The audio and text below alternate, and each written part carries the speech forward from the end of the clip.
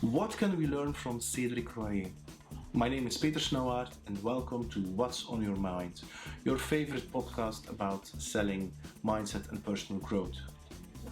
Now, we can learn a lot about Cedric. The seasoned senior sales professional will share everything he knows about sales teams and sales leadership. I think this is only the first episode because I have still lots of questions for Cedric, but that is for a future episode.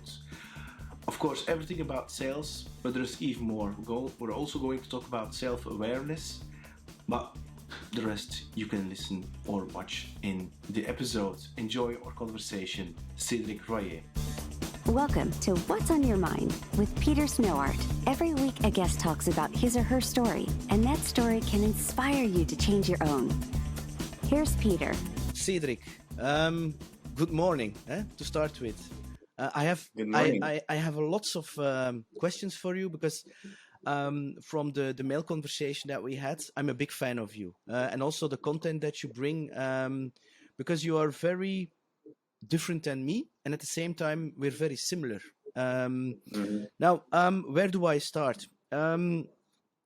But first of all, let me say thank you that you're a fan. I think you're the first fan I speak to ever, so it's an honor. Yeah, but the reason why I'm a fan is that, and it's a kind of an assumption that I make. The first mistake you make in sales is make assumptions. Yeah.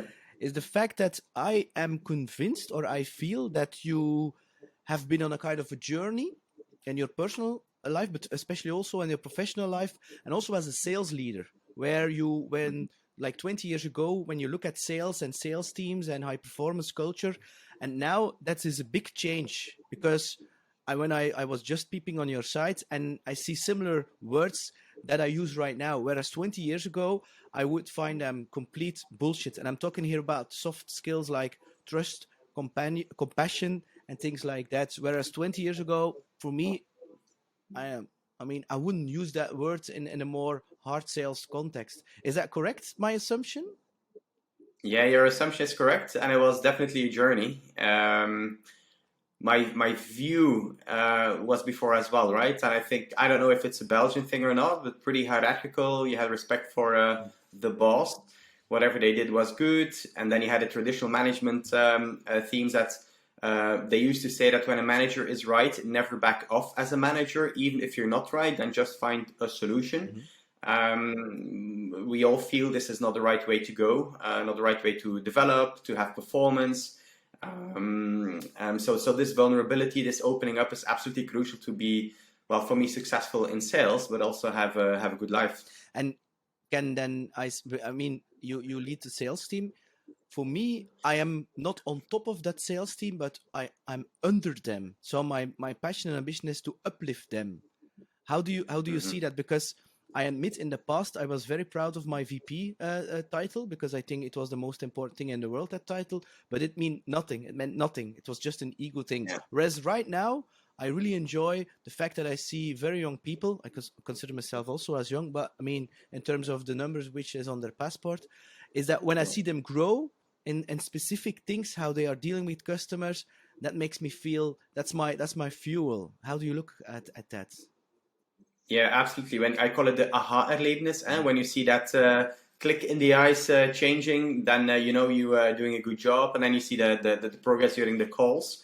When I interview people to what it is to be part of my team, I talk about the mesh. Some people say we are only as strong as the weakest link, as they see their team as being a chain. I see it as a mesh, which is like a bunch of metal wires woven in together. And I tell you, none of us are strong in everything. So the goal is to help uplifting each other by the skills that we have and how we can help each other to be successful, whether it's a product skill or a typical sales skill like creating urgency or anything else. So helping each other and lifting each other up is absolutely crucial. At the same time, for me, I work with a framework in mind, and if I see there is no performance, then that framework becomes more and more narrow. The things like basics like productivity, they have to be there, willing to learn, being coachable, all these things have to be there to be able to be successful. At the same time, I also say, okay, when I hire people that I want you to be able to go to work anywhere you want in 2 years. At the same time, in that 2 years, I don't want you to leave because we have the best team you can further develop. So also there, I put a challenge for myself to keep the high performance in my teams. That was one of my questions. I mean, how does your hiring process look like? For instance, I mean, I assume people will come via HR, and then you will get some kind of CV. Then you will have a meeting with them. How do you deal with that, and how do you select them? Yeah, so that's more or less a process. So if you look at what I'm looking for is the coachability I spoke about, people that are entrepreneurial, especially people that have been an entrepreneur and want to work. So those people have tremendous drive. They know what it is. If they don't sell, then they don't have any bread on the plank, to say an extremely Flemish expression. And that's very important. What also important is that when you speak about coachability, learnability. So being able to get feedback, give feedback. And then last but not least, many of the sales, they're good speakers, or they're also the doers. Mm-hmm. So when people say, hey, I want to become the best salesperson, I always ask, okay, so what's the last podcast or book you have read? And what did you learn out of this? And then when you see people, okay, immediately answering and what they learned, that's an amazingly good plus, of course, even when they're a junior. And if people cannot answer this, then that's a red flag for me. Yeah, it's same for me. I even, between brackets, I'm going to oblige, not pushing, but stimulate the team to listen to podcasts. I give them literally books, and especially the ones who say, I want to become a sales director. Look, you don't have to do it for me, but if you don't read this material, if you don't suck it up, I mean, the same person you're going to be in 5 years is going to be the same person you are right now.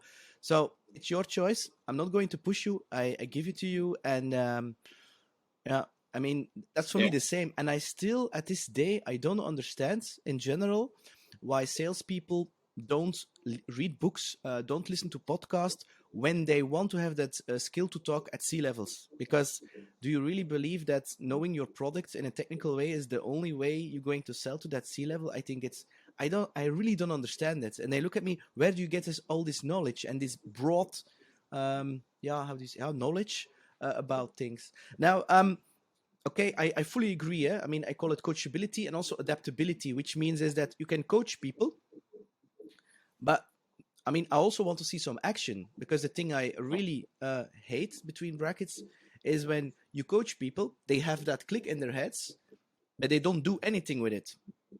Yeah. So I want to see, and if they fail, that's fine. They have to redo it again and again and again. That's a combination of the two. What is the deal with you? You have a sales team in the hiring process. Do you, in later steps, when you say, okay, that person is going to be a fit, or maybe is a good fit, are you going to have also meetings with some team members and that potential team member? Yeah, so we tell them that candidates can have like a half an hour with two of their future peers, just so they know that what we tell as being the hiring manager is actually the truth, or if we just like telling something to bring them in. So it's a two-way street, right? So for the candidates, for them it has to be a fit as well, and that's a very important part of the process. I mean, culture is extremely important. You might have a high-performance sales organization, but if it's not the right environment for that candidate, then it's better not to move forward. So that's a very important thing.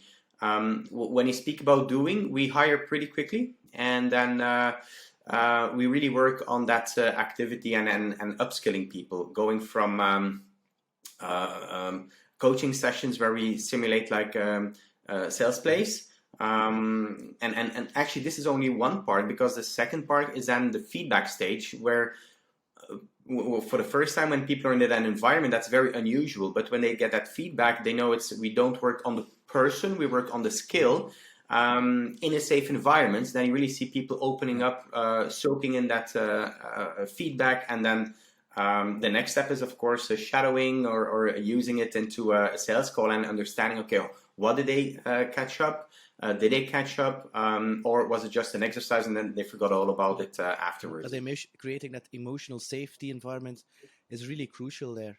I'm really happy that you mentioned that, because in the past, in the environments that I worked, I didn't always see that. It was really high performance, and it was really focusing on getting that target. And is that also something that that's the difference between Cedric right now and Cedric of 20 years ago? Were you more focusing on the KPIs and the Excel sheets? Yeah, definitely. I started sales. Actually, my first job was in marketing, and I started sales thinking that it's having a nice conversation with people. I started in complex sales, but that's not the case, of course. And then when I was as a people manager, it was again really top down, looking on the numbers, and more this mind aspect has grown into it. And of course, I have run it multiple times with my head against the wall. I've lost good people because of my initial way of managing, I'm going to call it. It was not leading at all. So you learn from it. And the most important thing is that you learn from it. And exactly, and I don't know who I will be within 5 years, but it is a journey, and I only hope to become better at it. That's also something that triggered me. You studied communication, but also you studied contemporary history. What the hell did you do then from history going to marketing? I mean, what's the jump there? Yeah, and jump is, by the way, the title of my book, so it's a nice pun you made there. So, so if you look at history, I started with the economy, because people said you need to have an economy degree to be successful in business, and I was doing the other side of studying, of being a student, which was not studying but everything around it, and that. I decided, I'm pretty stubborn, just to do whatever I wanted to do. I had a tremendous interest in history, to do history. I understood that entering business without a type of a business degree was not the most the direct way to path to have a business career. So I studied business languages and how do you call it? Business language, it's MTB in the University of Ghent with an internship in a marketing agency with some courses from Vlerike MBA. So it was a really, really good and thorough course. And based on this, I jumped into the business world. One moment. If you would now, with the things that you know, and you would be 18 again, would you choose the same studies, or you would do something completely different in terms of studying, or wouldn't you study at all? Oh yeah, I would definitely study. I have an intellectual mind, so my mind needs to be triggered to be successful. So if you look at I would have done the same thing. So not necessarily a business degree. In my master years, I studied Japanese because I was tremendously interested into Japan and into the language. And I think I might have done either a Slavistic or a Japanese instead of history. Just purely because out of interest and entering that way then the business world. Interesting. Yeah. And I also studied economics, and my master was also dedicated to Japan. So interesting. But why then sales? I mean, the typical image of sales is that typical Wolf of Wall Street used car sales guy, wearing nice shoes, polished hair, nice costume. Was it that attracted you to start in sales, or was it just also like me? You just roll in it and it's like, oh, okay, I'm now in sales. It was making that impact, and my first idea was to go to marketing, and I start, as I said, in a marketing agency. The big thing there, however, is that it was pretty clear to me that in order to have a really big impact in marketing, you needed to join marketing agencies in New York, Paris, or London, and that was not my goal in the end. And then I had the chance to enter sales, and based on this, I could immediately enter into complex sales environments and really have big deals, work on big deals, and learn from there. And your first sales leader, mentor, is it still somebody you learned everything from? Is it some, because that's my first sales manager I still remember, and I learned quite a lot of it. Is that also something you look back on your first? Well, we at that time did not really have mentors, and if I had an amazingly wise manager in the beginning, and he really taught me some basic stuff, but really foundational stuff, and that's what I mean with basic stuff. on the sales side, on the product management side, on the marketing side, and this really helped me in setting a first step. Well, then for me was my experience in martial arts is really having that focus and achieving, which I do see people that have done martial arts, they tend to have this, while other people don't seem to have that resilience that we sometimes are looking for in sales. And then the third big learner was Jensen Huang, who is the CEO of NVIDIA. I worked for years for that company, and that's an amazing leader who understands how to build a vision and can have both in-depth technical conversations with engineers, as well as very high-level commercial conversations with the salespeople. So I have had different mentors in that way, but not necessarily one individual. That's an interesting what you mentioned about the CEO. And of course, I don't want to generalize, but I tend to see in software/technical IT organizations where the founder/CEO is also a technical from his background, that the sales has the technical people will always be more between brackets important, and the sales is something that they have to do. Do you see a difference there when a CEO is more sales oriented, or at least one of the co-founders is more sales oriented? That there is that these companies are doing better.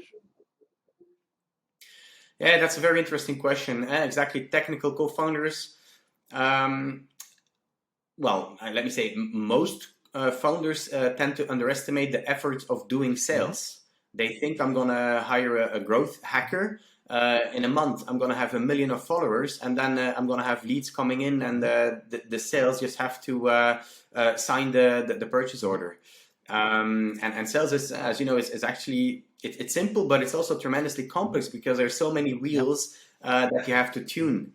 And persuading a founder of the complexity is a challenge. And it's my experience that also they only need to realize, I mean, they tend to realize after a year, I'm not there at all where I am. Maybe I need some support. And it goes very basically. So tech founders, they think about tech. They think about features. And I was talking to a founder, and in the end, their positioning moved completely after the conversation I had with them from a technical conversation to a vision, what they can do and why they do it. So the founder is a Ukrainian guy. He said, I lived up in poverty. I don't want to wish this to anybody in Ukraine and anybody in the world. And he developed the technology, and with that technology, you can basically disrupt the current economic models, the current logistical models, and so on in the world. So this is hugely disruptive. And if he would have been thinking about the features, he would probably have been thinking, okay, when can I have this feature now? Because we might need it in the market. And the conversations they have now with their customers or with the CEOs that have the vision, okay, we had the mandate for 3-4 years of the board to build up this company I signed up for. And then we speak about the big chemical companies, the big pharma companies. And when they speak vision to vision, they are perfectly aligned on a CEO level and not just on a CT or CIO level where they will only talk about technical features. So it opens up a completely way of having conversations. And I'm not talking about filling the pipeline, getting the forecast rate, having a good reason to call. It's really just having the basics right. If you would meet a founder and he has a great product, at least he's so passionate, or she is so passionate about the product and the features, but they don't have customers yet, what would you recommend? First hiring a marketeer or /growth hacker or a sales? I would, if I was the sales, I would do the sales myself and hire a marketeer to start building up the content, starting having conversations why the technology matters. If I would be a tech person or a marketeer, then I would hire a salesperson to do that story for me. Now, the thing I learned from the past is that when I meet a startup and the founder or CEO, and they don't have yet a couple of good customers, so validation in my eye, I made the mistake by joining the company, and because of their enthusiasm and their passion. And Yeah. even though my intuition said, Peter, this is unsellable, which later on was a fact, the product was unsellable. They sold basically almost nothing of it. And when they sold, after 2 years, the customers were gone. And that's, for me, my advice would be, before you first are going to hire a sales, you have to know for yourself a little bit of validation in the market. And I would advise that at least one of the founders, because he's so passionate, or he or she is so passionate about the product, is that normally they would be the best salesperson to start the first 5 to 10 customers. What's your perspective on that? Do you agree, or do Yeah, you say absolutely. no bullshit at all? No, absolutely. And by the way, when you're a CEO and then when you would have salespeople, that doesn't mean you can stop Yeah, selling. of course. You need to stay in touch as a CEO with either the strategic customers or with the customers that really are a headache for you, but can really give you a breakthrough on a potential product market fit issue. And it has to do especially with that product market fit issue. Founders start a company because they have an idea, and as you said, right, so they need to validate it somehow, and you cannot validate it by creating leads that just fizzle out because you either don't have content or you don't have a conversation with them. That's correct. Another one, which is a lot on the minds of a lot of sales leaders that I meet, is that it's also one for me, by the way. And is the thing, there are two types of sales in general. You have the hunters, like me, and then you have like the farmers, the account managers. I mean, I have a tendency to not hard split them, but I have a tendency to, at least I know, you're talking about capabilities of your team. I have people who tend to be more like being great at key account management, so bringing that customer to a higher level, expanding the install base at the existing customer set. And then you have like the more, I would call them entrepreneurial people who they don't need a door. They will come through the wall, to the window, or via the back door, or via the roof. They will enter anyway. How do you structure your teams? Yeah, so definitely there are the two different types of people. For me, if you look at account management, it's good often to have a hunter there as well, because of the activity and the urgency those people tend to have. Maybe they have a bit less of that, the bird's eye perspective. I'm generalizing, right? In general, we see that the people that go sometimes even through the walls, I'd say, that these are the guys that get things done in a certain amount of time. When I was leading acquisition teams, so the hunter teams, you really saw that people were able in a faster moving environment to close deals within the same week, and this is mind blowing. Then of course we need people to keep this in the air, but we need that same urgency in complex sales environments as well, and then this has to do with having a good reason to call, having a good way of building that urgency, identifying that pain, talking to the right people, and so on and so on. So what I also tend to do is segmenting into the market sizes. So smaller companies that have a potential, they don't necessarily need to have an account manager. Maybe they need somebody who can help grow with them and help with that urgency, because they also would need to build that urgency with that customer so that they start moving themselves. And in that way, having people that are trusted advisor in the sense that they know the market, so that they can hide the customer in, okay, dear customer, if you do this based on our and my experience, this is where you can arrive. So segmenting in market segments is one, and then two, hunter farmer, absolutely. and I would inject then a hunter mentality, hunter people into a farming team. That's a good one, because it's indeed, in the past I was sometimes irritated by the fact that I really believe in activity. I mean, meeting with customers, prospects. I mean, the more the better. The more the better. That's something I learned. It's not always true. You can also have a limit where you need to always deliver quality. But the thing is that sometimes I see account managers hiding behind the administration part of it. I'm like, when did you talk to that customer? Who did you meet? How many new people did you meet this week? And they were like, yeah, but I have to put this in the CRM. I have to create a quote or blah, blah, blah, blah, blah. And I'm like, and that's the typical sense of urgency that was a little bit, I mean, come on, guys. I mean, you're wasting time here. You're bullshitting yourself.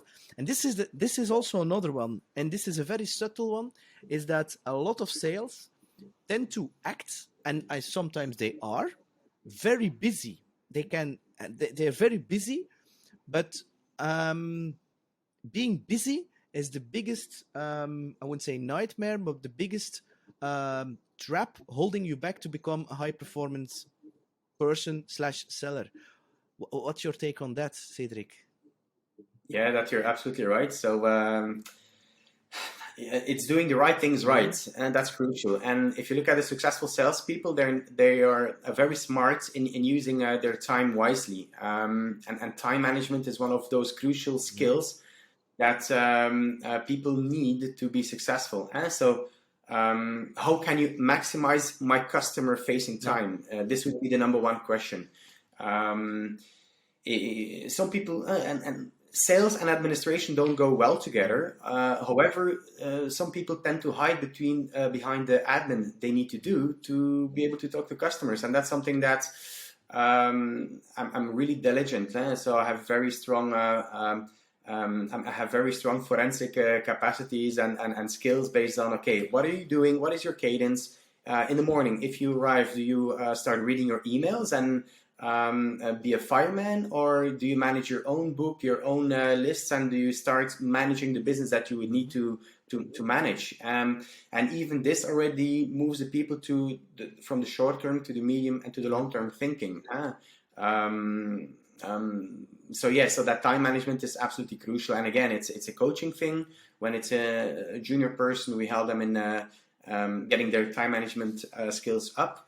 When it's a more senior person, we basically do the same because maybe those are habits that have been used. He has been using, or she, in the previous jobs. That's a great one you're mentioning. I sometimes see senior salespeople who have been at a certain company for 10 years, and they know the stuff. They are cutting a little bit corners because, and they're doing that same circus trick for 10 years, and they are not reinventing themselves. And for me, those kind of people, and I don't want to generalize, are the hardest to coach. They are very stubborn, and the capability to learn there is completely gone. Then when they change in another environment, a lot of them fail because they are not reinventing themselves. So I prefer to, I challenge them, and you're sitting too long in a certain role. I think if you want to become very successful, you have to reset yourself every 4 or 5 years and start something. And maybe also in another market. I mean, you can work for Semantic Veritas and then go to McAfee, for instance, or go to EMC, which is for me you're just going to the competition and selling the same stuff again with a new sticker on it. How do you look on that one? That's a very hard one. And people get often in those the big companies. They are in the golden cage. Things have been working, and they think that's the way of doing business. But if you look at being, for example, channel manager with a top 3 vendor, or you're a channel manager with a vendor, with a challenger, it's a completely different way of talking and negotiating. So in big companies, some practices are absolutely spot on let me say, sometimes on the process side. However, there we have the underside. Processes are not always outcome driven. And at the same time, if you look at the new companies, they need people that can scale very fast. and they might hire that, let me say that A vendor sales guy or channel guy for the network, but then the drive is not there, the velocity that is needed in startups or scale-ups is not there, and this definitely creates a challenge. So if you would hire a person like this, you need somebody who is definitely coachable. Now I'm going to come to one of your passions and also mine. And I want to congratulate you.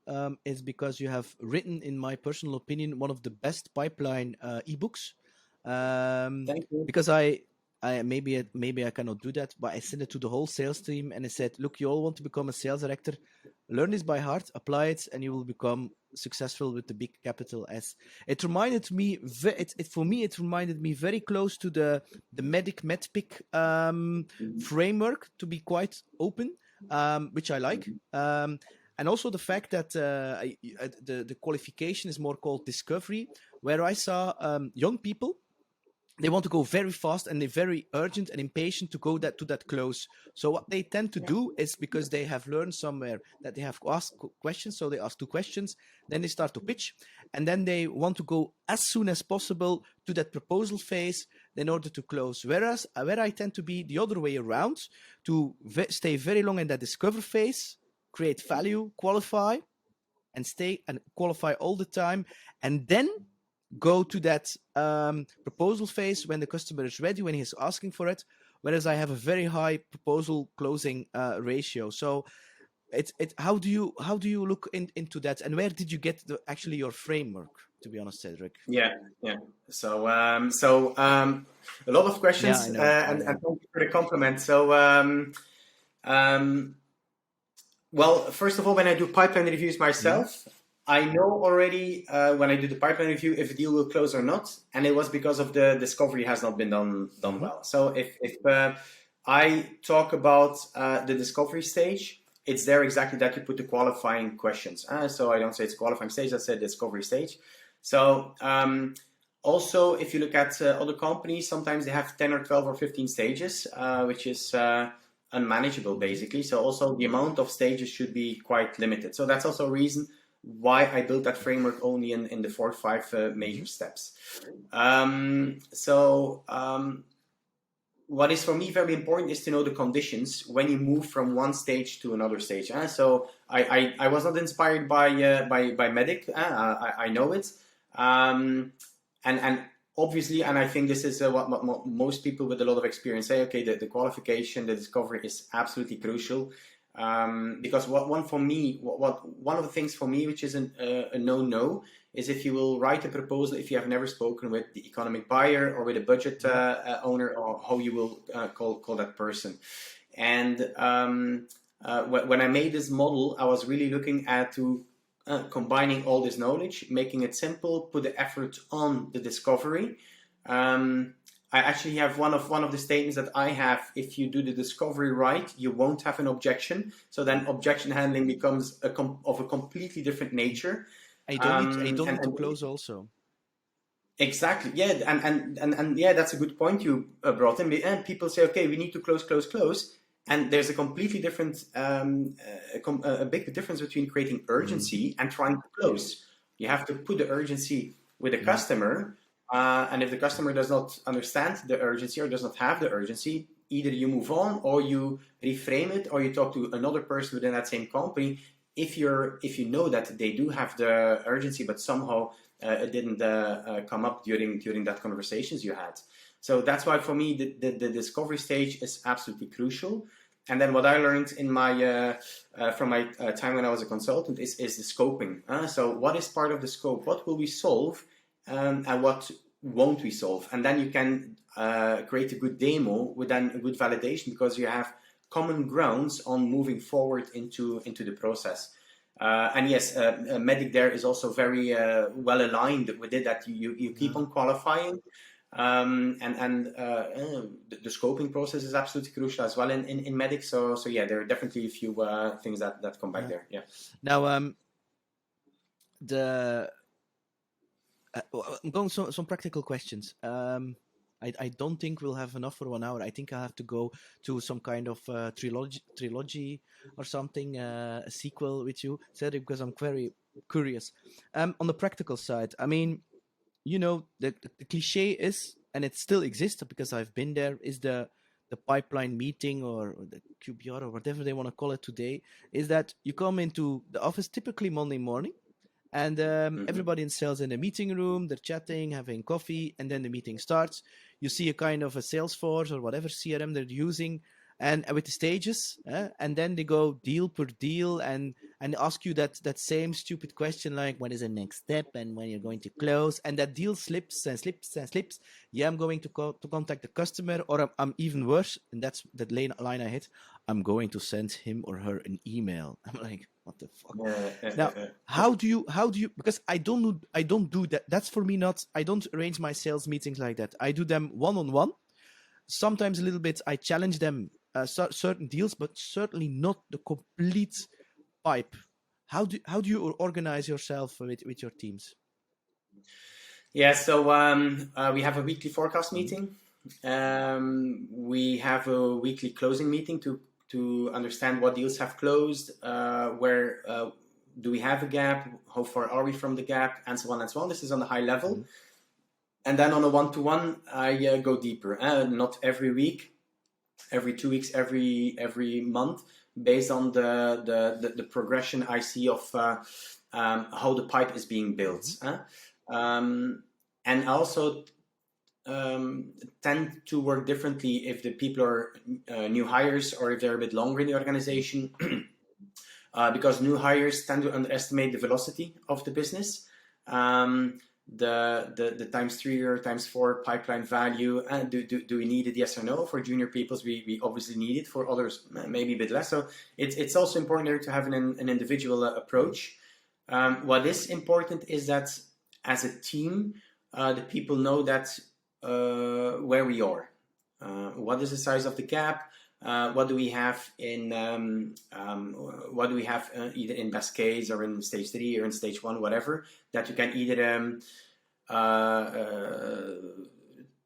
that you can put in best case that potentially will close, what would be an upside or whatnot. So having that alignment with the entire team is very important. Going deep in a deal per deal base is then on a one-to-one level. I know a sales director who is in that kind of meeting is actually creating competition between sellers. So he's like more in a bullying way, where he's going to put a person who is doing great, is going to make sure he or she is the hero, and then he's going to say to other people who are lacking, he's going to really, I wouldn't say discriminate, but be very negative, and even I believe they have like some kind of parking spot where the hero of the week or the month is going to park his car or her car there. I tend, and I've not done it for 2 companies. I've done the opposite. I've made sure that and this is more like a spiritual thing, is that the total is more than a sum of the laying parts. The thing I learned is the better your people are working together within the sales team, but also within the organization, the more they're going to be pushed to reach that objective together. And I've had experiences right now, but also in the other company. So if I see behavior which is going to be negative towards coworkers, I tend to, I wouldn't say punish, but on an evaluation, if you even reach your targets, for me, the how you reach your targets is even more important, the fact that you reach your targets. What's your take on that, Cedric? Yeah, absolutely right. We have a common goal to reach, and we look at the gap. We have different skill sets in the team, so it's only normal. For us, it's normal to help each other out. Again, within the framework, it is important that people reach a certain amount of turnover within a certain time frame within the quarter. And I'm very unforgiving in that way. I will not call somebody out individually. However, I will put the conversation on the high level and say, listen, these are the expectations, and this is what is just expected of you to reach within weeks 4 or week 6 or just name it. Knowing this, that we do have the individual guidance and support at the same time. So, and again, and it has nothing to do with junior or senior, new in the company or not new in the company. You have that intrinsic drive of wanting to win or not. And I say we're like, I'm not a football fan, but to make things easy, I see myself as the coach of Manchester United.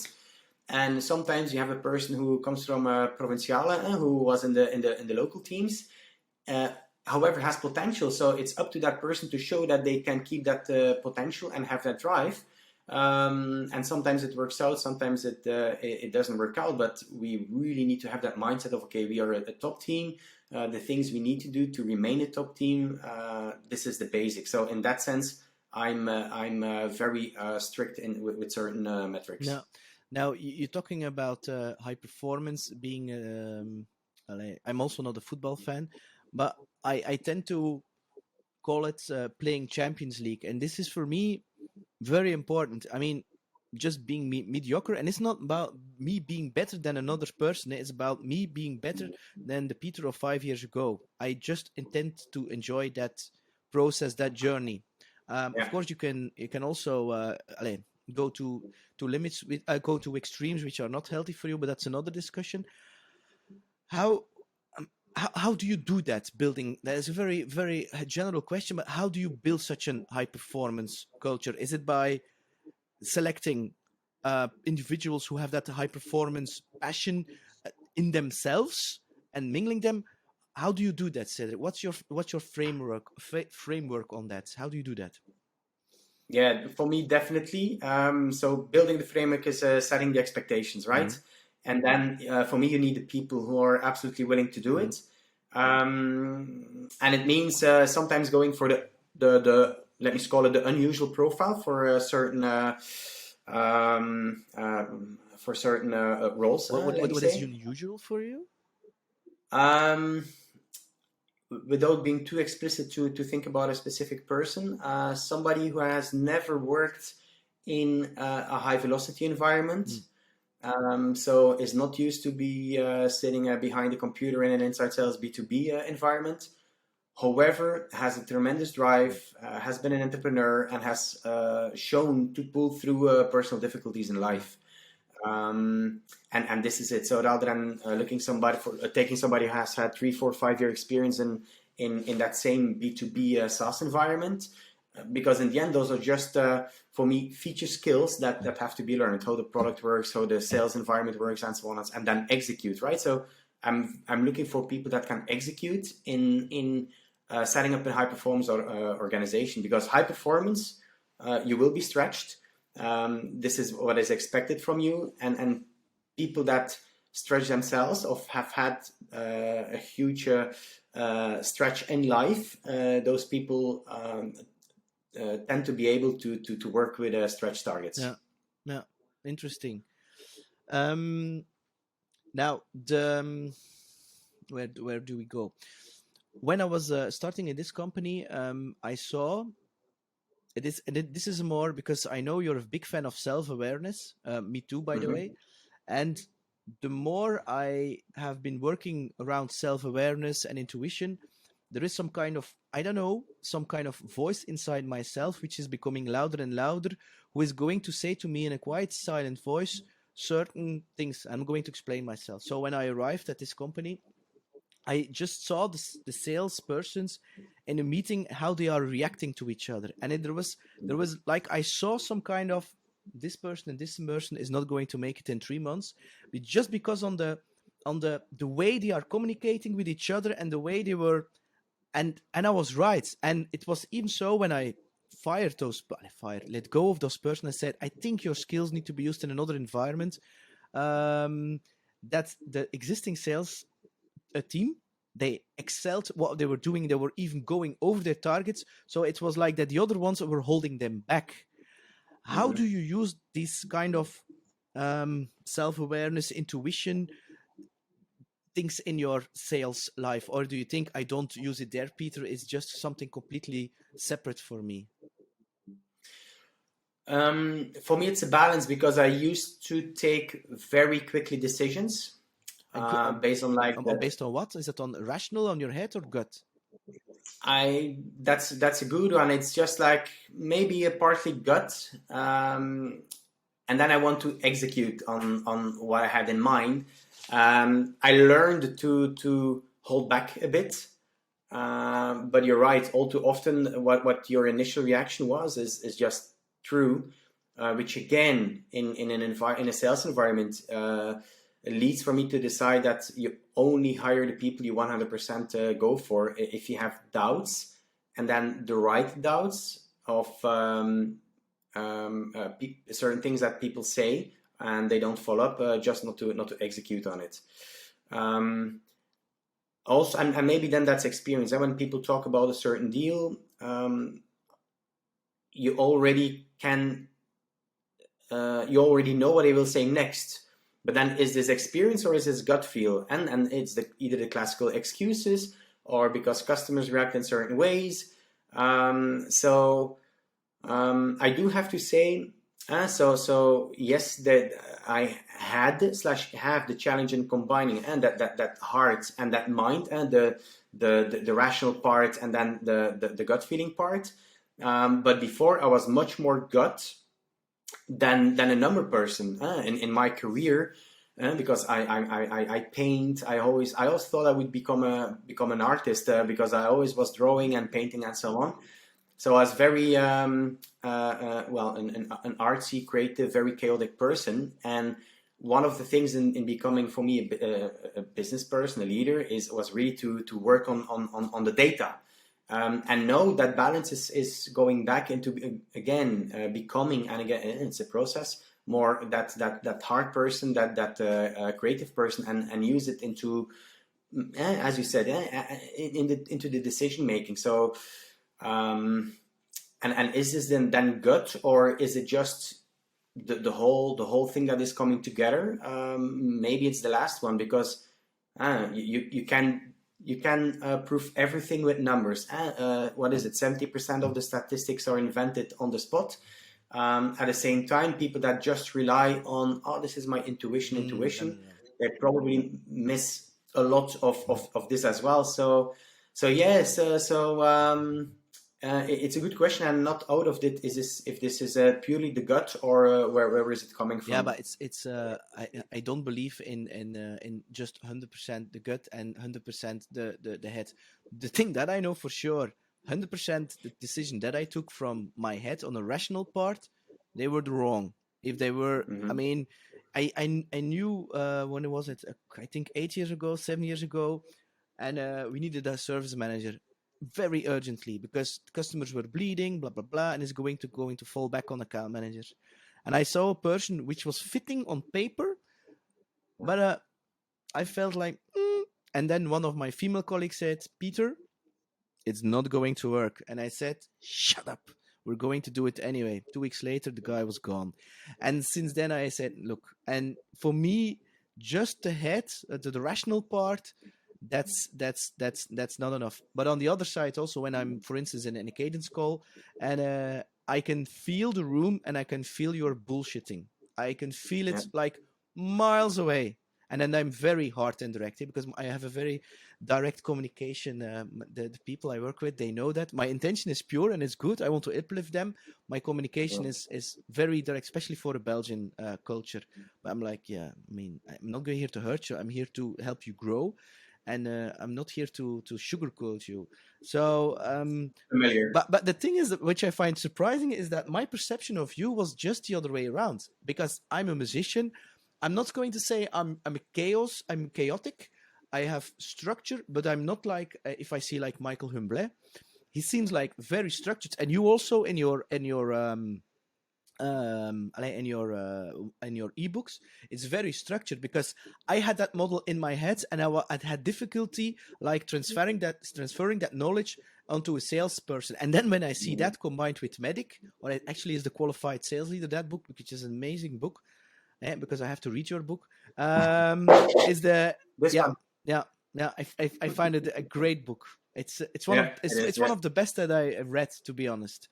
And it's also combining those two. It's not only about numbers, but it's really all that practicality. yeah, it's a two. So when I'm meeting in a cadence call, I'm like, okay, you're bullshitting me. Do you want to become a sales manager? Stop lying to yourself and take responsibility. Because the thing I really hate is that when salespersons are going, yeah, it's a product, it's a feature, it's a competition, it's the price, it's the market, it's Corona, it's blah blah blah blah blah blah blah. Blah. It's no no no no no. It's you. It's you who's going to take responsibility. Now we're going to go on a completely different level here, Cedric. I mean, how young are you right now? 48. 48. Okay, it's great age. It's like 2 years more than me. If we're going to go back and we go to Ghent, you were 18. We were standing outside the how do you call it, the Overpoort, with a beer and a cigarette, and I'm going to ask you. And we're meeting the Cedric of who is 18. What kind of advice, personally or professional, would you give yourself? Yeah, to don't lose yourself. And you said before that the VP title, that's going to be so important and so blah blah. And I think at least I have made the mistakes of chasing that title and then to be that title rather than being a person that could lead and could represent an organization. And maybe this is then the rational part of, okay, this is what you need to achieve in order to. And there I have lost myself with the predictable results. So I would say this at 18, be yourself, and what you learn in then karate, and just apply it as well in your career. I mean, you have been very successful, quote, according to the traditional beliefs, making lots of money, getting targets, excelling team, blah blah blah. I mean, I had similar experiences. It's not to brag, but the thing is, it's going to, between brackets, fuck up your ego. And the thing is that you're going to believe that the sun is shining out of your ass. How do you keep your ego in check, Cedric? Well, again, having to run with my head against the wall. And after this, I've had a period, I had a burnout when I was in mid-30s, and it took me really a while to get out of this. And then even afterwards, it's actually a couple of years that you suffer from this to really find yourself again. So I got back, I did, from some people it might sound mumbo jumbo, but for me it really helped. There was a Reiki, meditation, energy work. I felt my heart standing still during that first session, and I felt it rebooting, and it felt like, and I was like, the whole world that I lost now was on my shoulder, and it got lost, and I could like restart again. It was really a reboot, and that was, I think, again the first steps to finding back my other half, and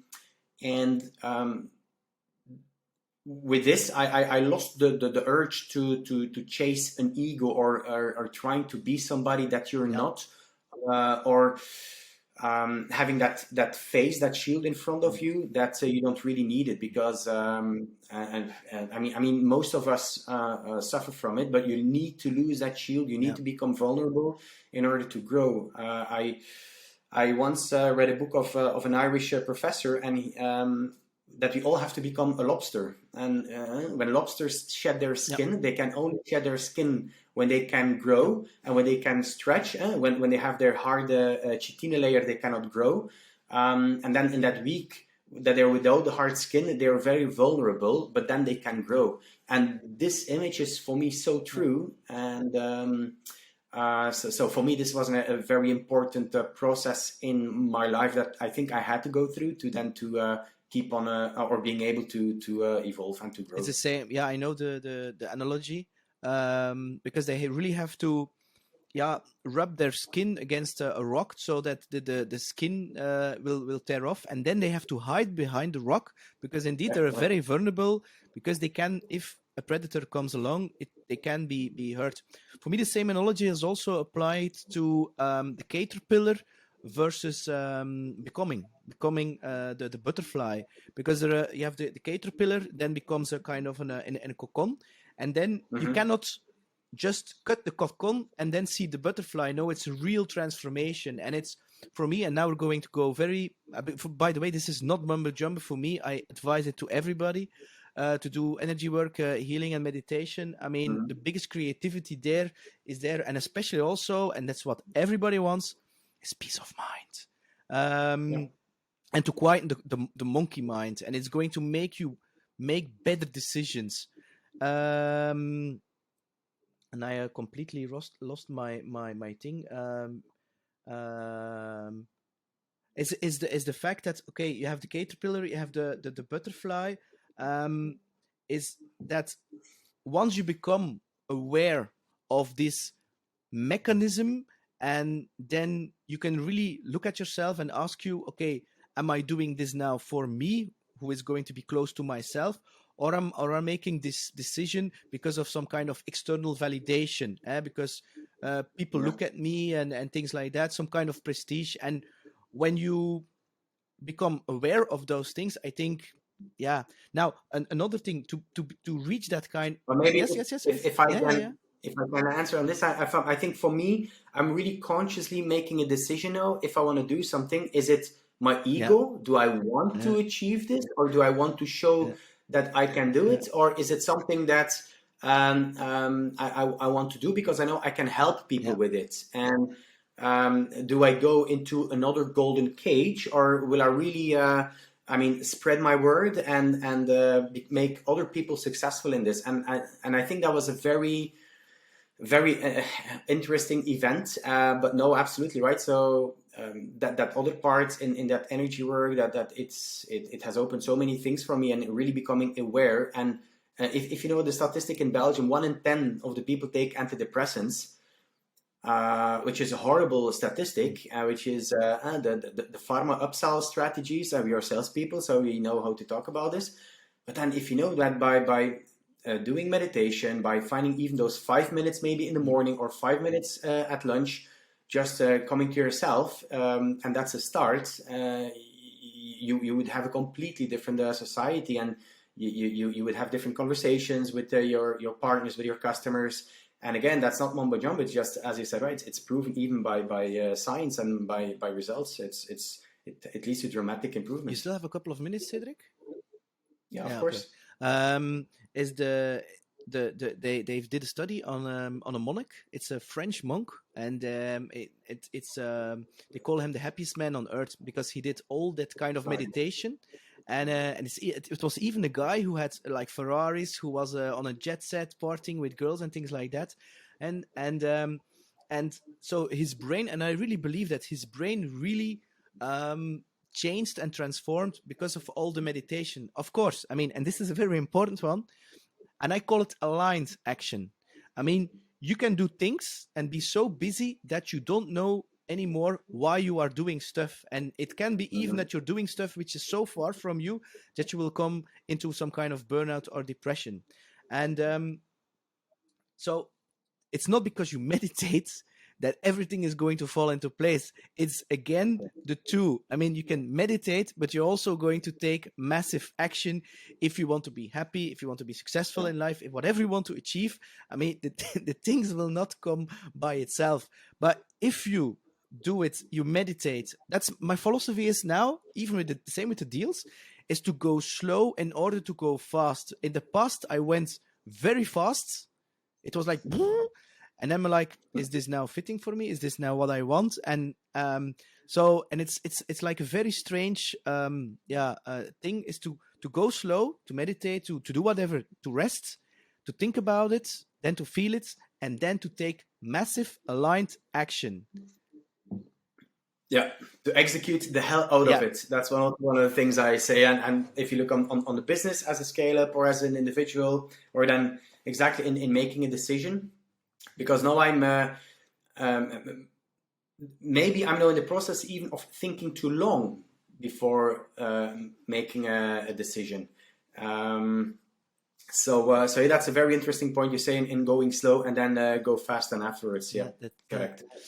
Now, and maybe and if I can with this, what we see then, the monks and they're specialists in their way. What I don't agree with that way of living is that many people that go a lot to that hard side, they don't do action to make an impact on the world. So they say they meditate, but nobody knows. They're in their house, insulated from the outside.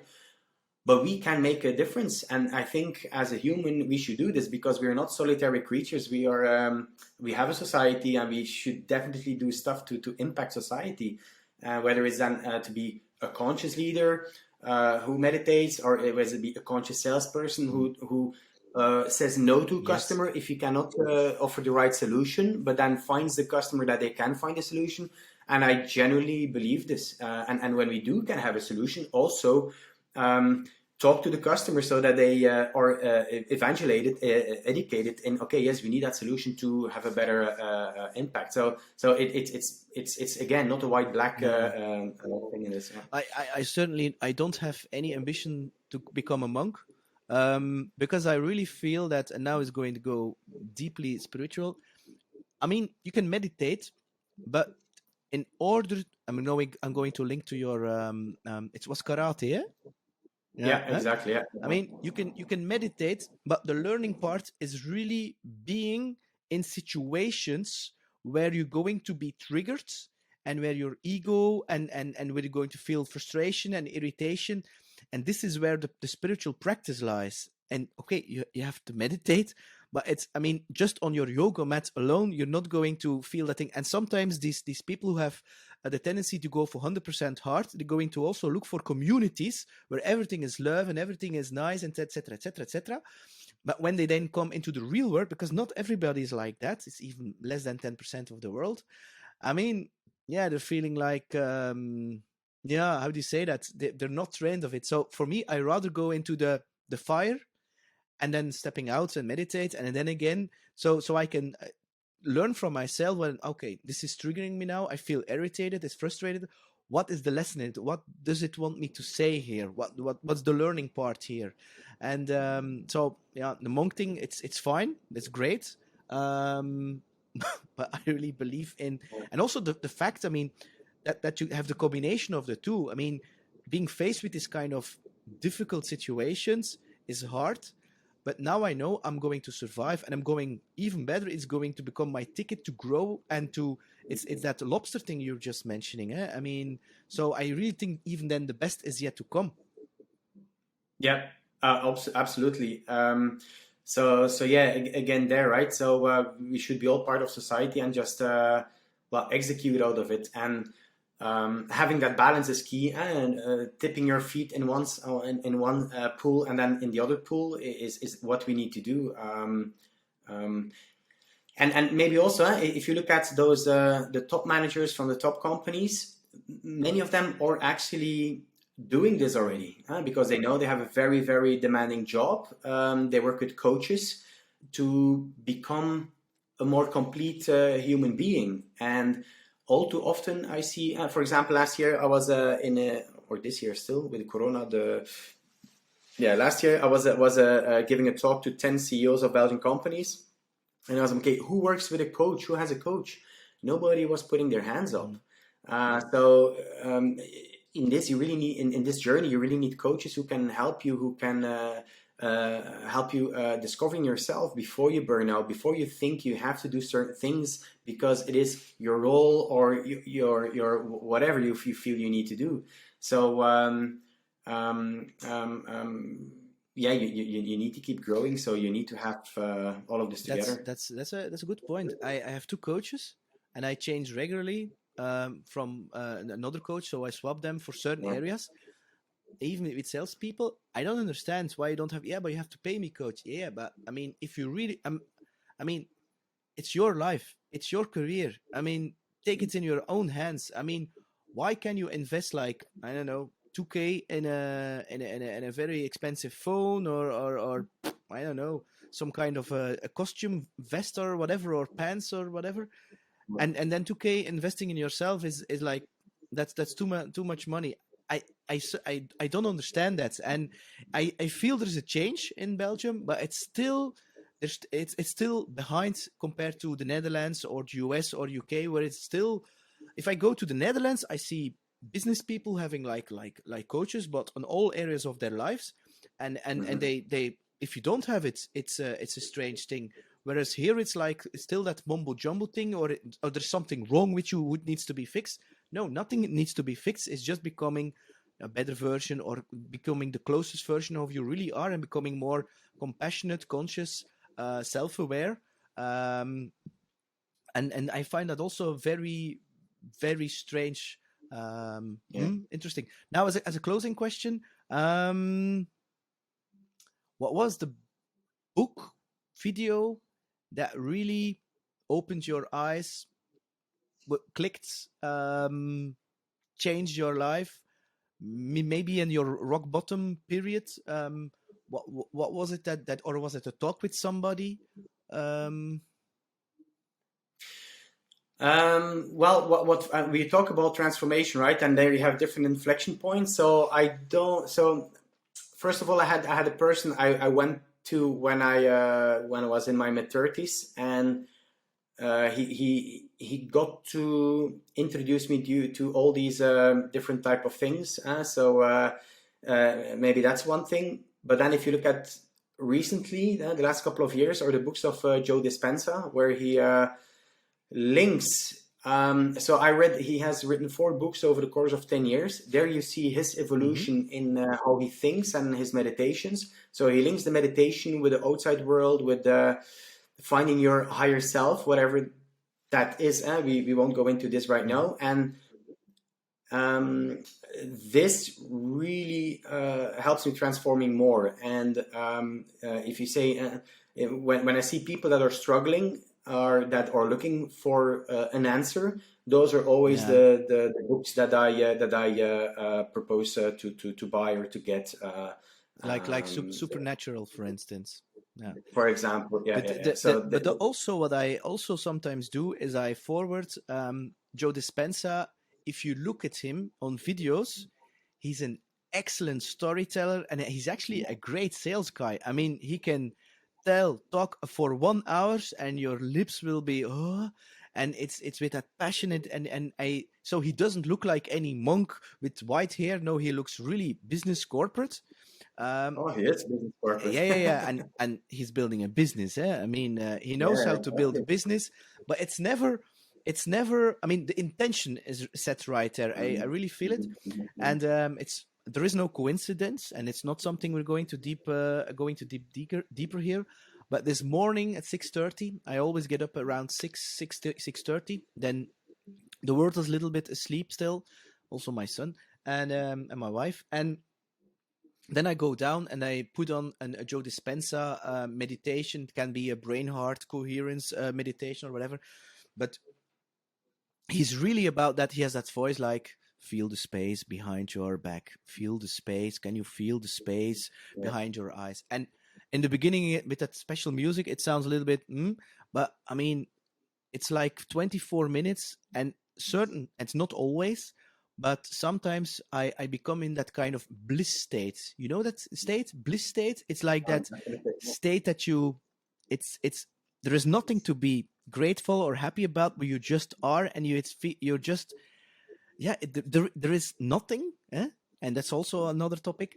And it's fantastic. And for me, it's not mumbo jumbo. I can really recommend it, and I advise it to people who are struggling in some kind of burnout phase. They cannot even sit still for 1 minute, and they're like, no, I'm going to stop. And I'm like, no, you have to do it then 2 minutes if you cannot sit still for 1 minute. And when your monkey mind is going, because you have to get through that, you have to go through that. But then they stop, and it's about them. I cannot force them, but it's a great one, Joe Dispenza. I'm also a fan. Cedric, I want to thank you. I want to thank you because I don't want to take more of your time, and I promise you we'll do a second one. I really admire you because you're being vulnerable, and you have that right combination between like the sales, but also that other part, because it's something I identify myself also with, and it's quite rare and unique, because I see people being in one camp, or I see them in another camp, and when you try to talk about this self-awareness, they look at you like, you're good sales, but what the hell are you talking about? Well, being vulnerable is not the same as being weak. Yeah. Maybe that's a first step to realize. And thank you, Peter. I had a very, very pleasant conversation, and we seem to have the sun with us as well. So as you might have seen it in the recording. So I really had a blast. Thank you. Thank you. I wish you all the best, Cedric. And one thing for sure, I'm looking forward to meeting you in real life. And the seed has been planted. I know something is going to happen, but I don't know what, when. But it's all okay. Thanks. Definitely. Thank you, Peter. Bye-bye. Hey, it's Peter here. Thanks a lot for listening to What's on Your Mind. Looking forward to your opinions and comments. And don't forget to subscribe on psgrow.com and leave your email address to stay tuned for future episodes. Bye.